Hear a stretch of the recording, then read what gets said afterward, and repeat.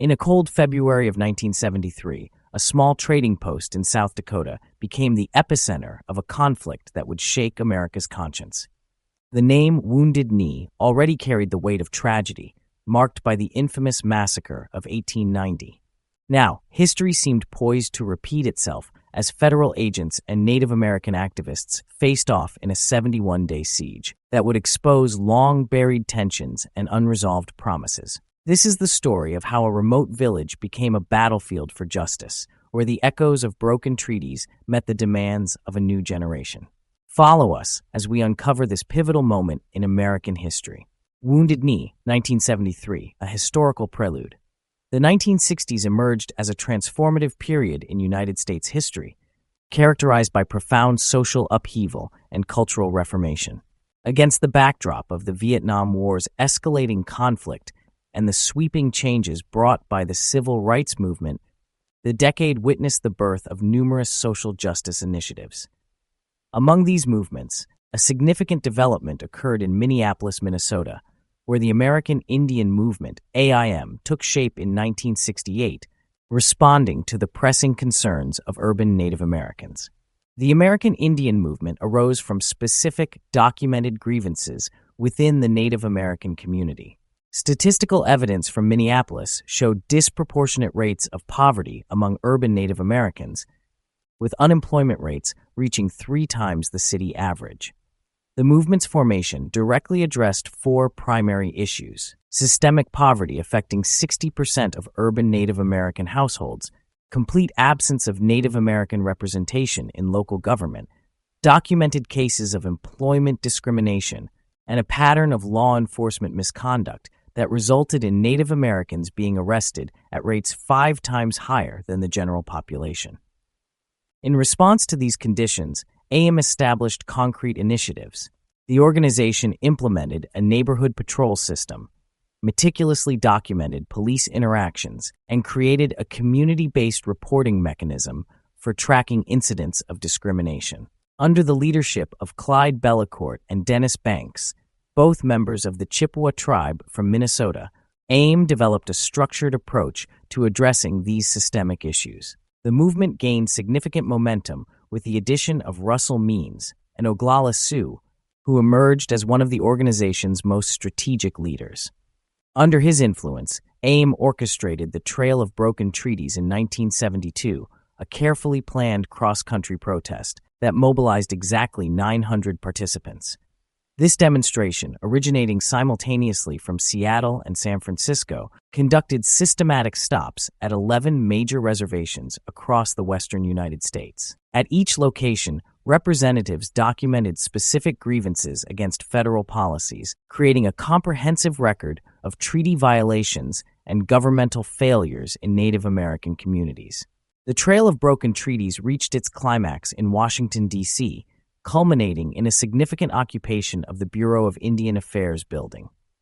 During the 6-day period from November 2nd through November 8th, 1972, intensive negotiations transpired between White House administration officials and AIM representatives. These discussions resulted in a formal agreement that addressed multiple aspects of Native American concerns.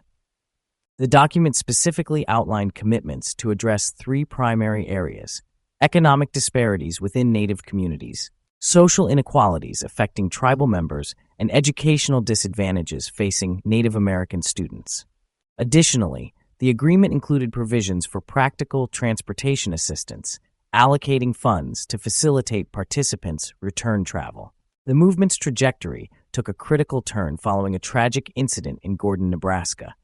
In February 1972, the death of Raymond Yellow Thunder prompted immediate action from AIM leadership. The organization responded by mobilizing members to occupy the Gordon Community Hall, maintaining control of the facility until local authorities agreed to concrete policy changes. The occupation concluded when municipal officials formally proposed establishing an independent human relations board tasked with investigating and documenting tribal grievances. The tension escalated further in Buffalo Gap, South Dakota, where another incident occurred that would presage the upcoming Wounded Knee confrontation. The death of Wesley Bad Heart Bowl at the hands of Harold Schmidt resulted in criminal charges.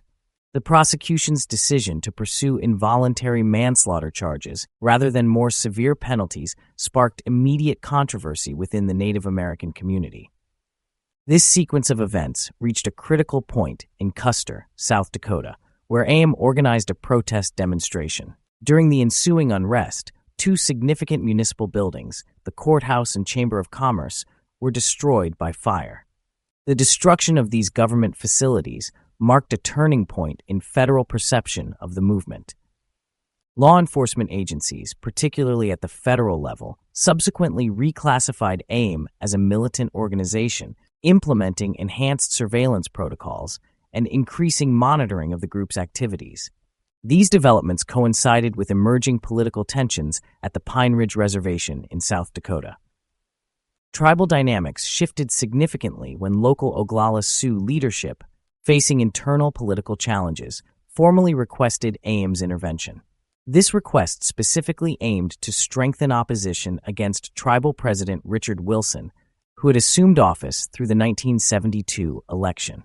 The invitation would prove pivotal in establishing AIM's presence in what would become the focal point of their most significant confrontation with federal authorities. The political tension at Pine Ridge Reservation intensified as opposition to tribal President Wilson mounted, with documented allegations emerging from tribal members. These formal accusations encompass three primary areas of concern: financial impropriety involving tribal funds, abuse of executive authority, and systematic violations of tribal council protocols. Following an unsuccessful impeachment proceeding against Wilson, federal authorities took preventive measures.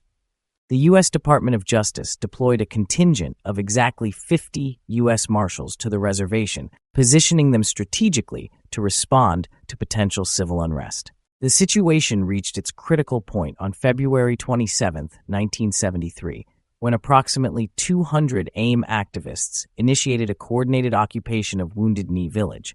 The operation resulted in the systematic takeover of several key facilities: the Central Trading Post, the local museum, a gas station, and multiple church buildings. The selection of Wounded Knee carried profound historical significance, as the location had witnessed one of the most devastating confrontations between Native Americans and U.S. military forces. The 1890 incident resulted in documented casualties of 250 to 300 Lakota Sioux members and 25 U.S. Army personnel.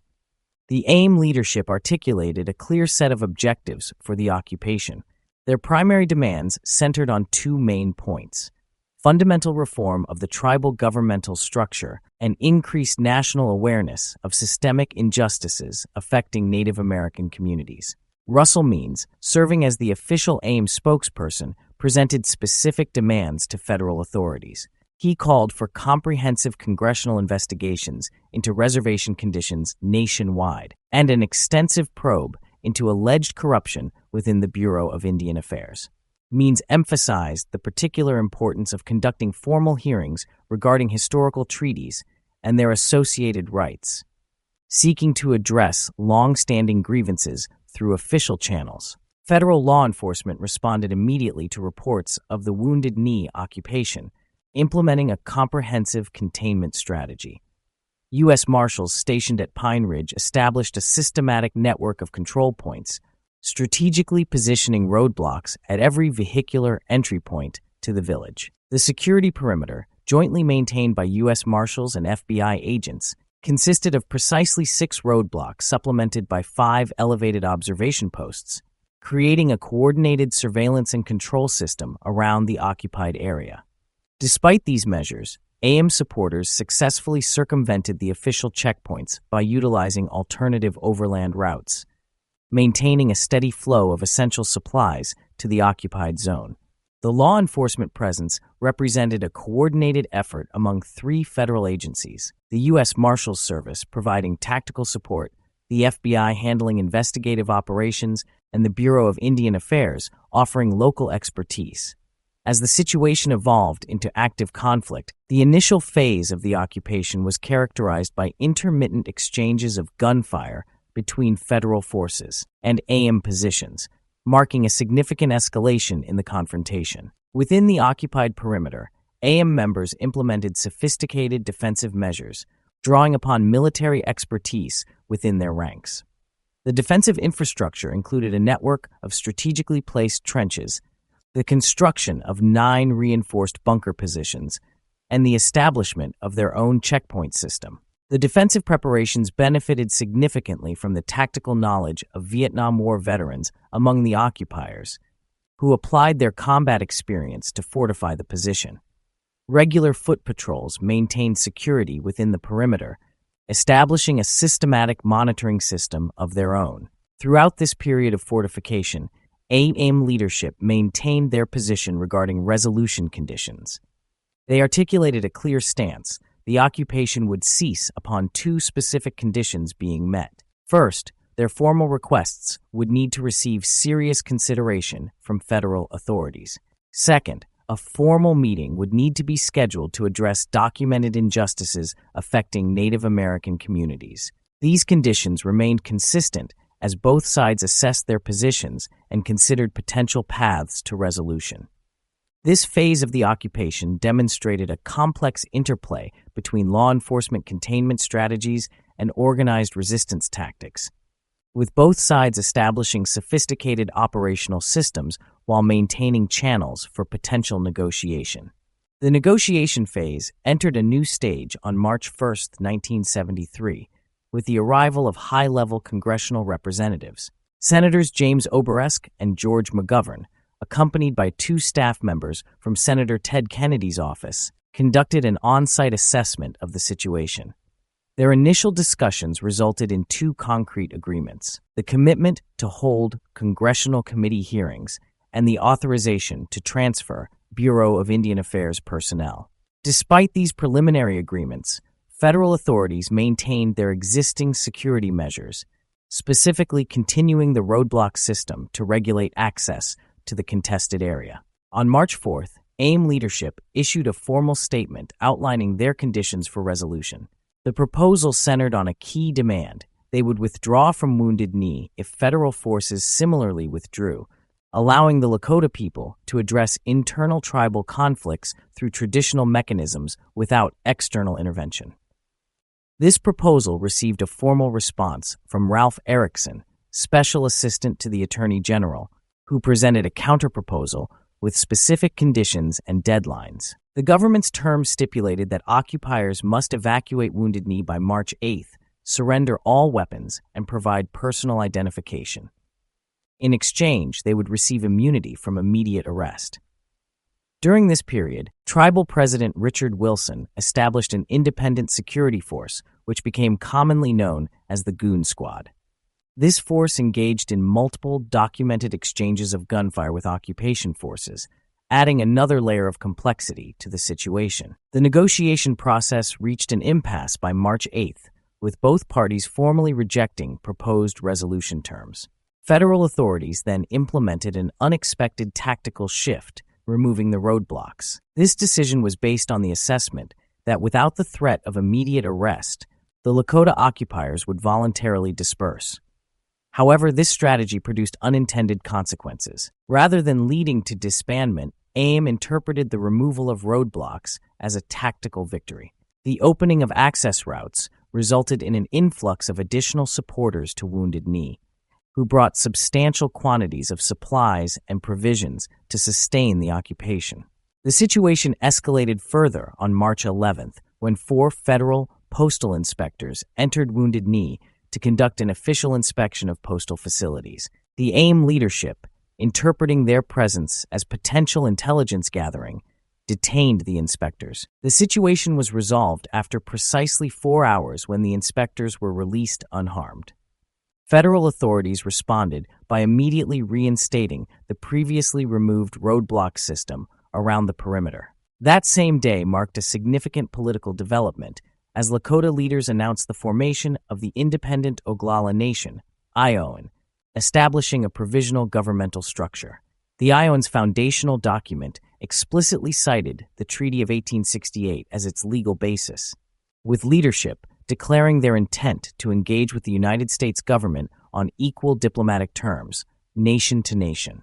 The ION's establishment came with an expanded set of formal demands encompassing 6 specific points: comprehensive reforms within the Bureau of Indian Affairs, direct meetings with senior government administrators, the immediate removal of tribal President Richard Wilson from office, a formal suspension of the existing tribal constitution, reinstatement of governmental structures as defined under the Indian Reorganization Act, new negotiations founded on the terms of the 1868 treaty. The following day, March 12th, tensions escalated when FBI agents identified and pursued a van attempting to breach the perimeter and enter Wounded Knee. The pursuit culminated in an armed confrontation between federal agents and occupiers. During this exchange of gunfire, one FBI agent sustained a non-fatal injury to the wrist. This incident marked a significant escalation in the confrontation between federal forces and occupation participants. The sequence of events on these 2 days, from the temporary detention of postal inspectors to the declaration of the ION and the subsequent armed confrontation, represented a critical turning point in the occupation, transforming what had begun as a protest action into a more complex political and military standoff. The occupation entered a new phase with the formation of the Wounded Knee Legal Defense Offense Committee, established to provide support for AIM and Lakota participants. This committee successfully negotiated an agreement allowing 6 attorneys daily access to Wounded Knee between March 26 and March 31st, with each lawyer permitted to transport 1 vehicle loaded with food supplies. While federal law enforcement agreed to these terms, Tribal President Richard Wilson's police force established independent checkpoints, intercepting and confiscating all food supplies intended for the occupiers. The period was marked by a complex pattern of military engagement, characterized by sporadic exchanges of gunfire between multiple parties. The security situation remained fluid, with all involved parties, AIM Security, U.S. federal forces, and tribal police, alternately establishing, breaking, and renewing ceasefire agreements. A significant escalation occurred on March 26th when Wilson's forces established an unauthorized roadblock beyond the federal security perimeter, triggering an intense firefight. This engagement resulted in a severe casualty when U.S. Marshal Lloyd Grimm sustained a gunshot wound that caused permanent paralysis from the waist down. The situation deteriorated further through early April, culminating in 2 fatalities by April 2nd. Frank Clearwater and Lawrence Lamont succumbed to injuries sustained during intensified exchanges of gunfire, marking the first deaths of the occupation. The loss of life prompted both sides to implement a more stable ceasefire agreement. This period of reduced hostilities created an opening for renewed diplomatic efforts. After several unsuccessful attempts at negotiation, a significant breakthrough occurred when representatives from the Civil Rights Division, accompanied by 6 FBI agents, engaged in direct talks with AIM and Lakota leadership. These discussions focused on 2 primary issues: allegations regarding misappropriation of tribal funds and documented complaints about harassment by Wilson's security forces. This meeting established a framework for continued negotiations, marking a potential path toward resolution. A significant development occurred on April 5, 1973, when representatives of the U.S. government and AIM leadership formalized a dispossession agreement. The document outlined 3 primary conditions. First, AIM leader Russell Means would surrender himself for arrest. Second, all AIM leaders would relinquish their weapons by 7 a.m. on April 7. And third, the White House would facilitate discussions regarding Native American treaty rights with AIM leadership. Following the agreement's signing, Means complied with the first condition, surrendering himself to federal authorities. After posting bond, he proceeded to Washington, D.C. However, the agreement's implementation encountered immediate complications when Means revealed a critical discrepancy in interpretation. According to his statement, AIM forces at Wounded Knee had never consented to disarm prior to the conclusion of the promised White House meeting, contrary to the government's understanding of the terms. This impasse led to renewed diplomatic efforts, with a federal negotiation team arriving at Wounded Knee on April 24th, under the leadership of Kent Frizzle. The federal government maintained its preference for a negotiated resolution, explicitly choosing to pursue diplomatic channels rather than consider military intervention. This approach culminated in a formal communication on May 5th when presidential consultant Leonard Garment dispatched a letter to Frank Fulscrow. The correspondence contained a specific commitment. White House representatives would engage in discussions with Teton Sioux representatives regarding the 1868 treaty. However, the letter established a clear precondition. These treaty discussions would commence only after the complete dispossession of Wounded Knee. This stipulation led to a new round of negotiations, resulting in both parties signing a revised dispossession agreement on May 5th. The document detailed a precise timeline and procedure for implementation, scheduled for 7 a.m. on May 9th. The terms specified two key requirements. All occupants would evacuate Wounded Knee and provide identification to authorities, and individuals with outstanding warrants would face immediate arrest upon exit. The progression from the initial April 5th agreement through the May 5th revision demonstrated the complex nature of negotiations between federal authorities and AIM leadership. Each iteration of the agreement reflected attempts to address previous misunderstandings while maintaining clear conditions for resolution. The final document represented a carefully structured compromise between the government's security requirements and AIM's demand for formal recognition of treaty discussions. The resolution of the Wounded Knee occupation began systematically on May 8, 1973, when approximately 50% of the AIM participants voluntarily evacuated the area. Following the established timetable, federal forces initiated their entry into Wounded Knee, implementing a two-phase operation: weapons collection and supervised transportation of remaining occupiers to designated government checkpoints. Throughout this process, legal representatives from the Defense Committee maintained their presence at processing stations, serving as official observers of the procedure. The final processing data revealed precise demographics. Of 129 total individuals processed, 110 were confirmed as Native American participants.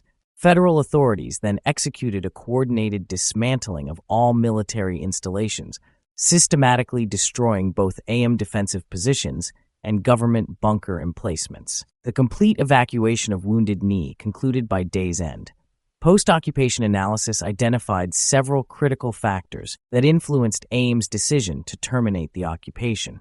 Severe shortages of essential supplies, including food provisions, complete lack of electrical infrastructure, and critically limited access to medical resources. The occupation's total duration was documented at precisely 71 days. In its aftermath, significant policy initiatives emerged. On July 17th, the Senate introduced a joint resolution proposing the establishment of an Indian Policy Review Committee.